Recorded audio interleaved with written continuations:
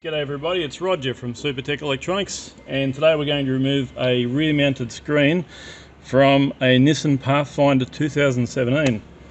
Now there are two clips that live about here. You'll need to release at least one of them, and you do that by pushing in towards it. So once you find it, like that, then the other one will come out and that whole section will come out. Don't worry if it leaves a clip behind, you can just fit it back in. Now we're going to remove these two guys here. They go up to the screen, and we'll get that by pressing in the middle socket. And likewise, we'll remove that one.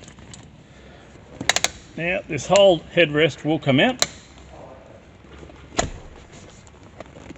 Feed the wires through, and that one is ready to send off to Supertech Electronics for repair.